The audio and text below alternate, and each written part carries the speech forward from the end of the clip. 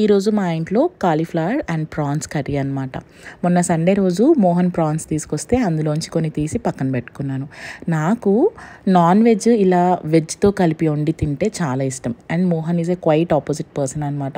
ఆయనకి non veg curry అంటే non veg curry లాగానే ఉండాలి, అందులో ఏ వెజ్జెస్ కలవకూడదు ఎక్సెప్ట్ అనియన్స్.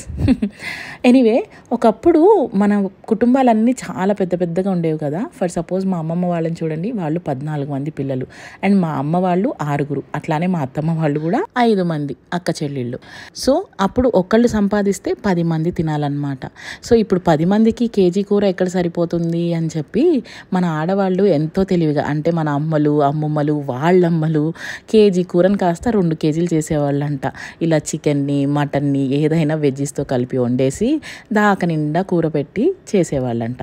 సో ఇప్పుడేమో మనము 10 మంది సంపాదిస్తున్నా, అంటే ఇంట్లో ఉన్న వాళ్ళందరూ సంపాదిస్తున్నా సరిగ్గా కడుపు నిండా తినలేము. కొంతమందికి టైం సెట్ అవ్వదు, కొంతమందికి తినాలనున్న హెల్త్ ఇష్యూస్, ఇంకొంతమందికి ఏమో డైటింగ్ అంటారు, ఇంకొంతమంది ఏమో ఎవరన్నా ఏమన్నా అనుకుంటారేమో అని చెప్పి తక్కువ తింటారు, ఇంకొంతమంది భయానికి ఎక్కువ తినరు. ఇలా మల్టిపుల్ రీజన్స్ ఉన్నాయి మనకిప్పుడు. సో ఎందుకో నాకు మీతో ఇది షేర్ చేసుకోవాలనిపించింది. Why olden days are so beautiful than ours కదా.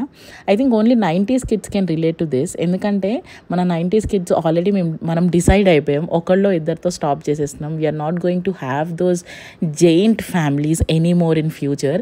ఇంకా పోను అసలు ఈ పెళ్ళిళ్ళు పిల్లలు అనే కాన్సెప్ట్ ఉంటుందో లేదో అనిపిస్తుంది నాకైతే. Anyway, I'm going to enjoy my delicious lunch. మీలో ఎంతమందికి ఇలా వెజ్ నాన్ వెజ్ కలిపి తినడమో కింద కమెంట్ సెక్షన్లో ఖచ్చితంగా చెప్పండి.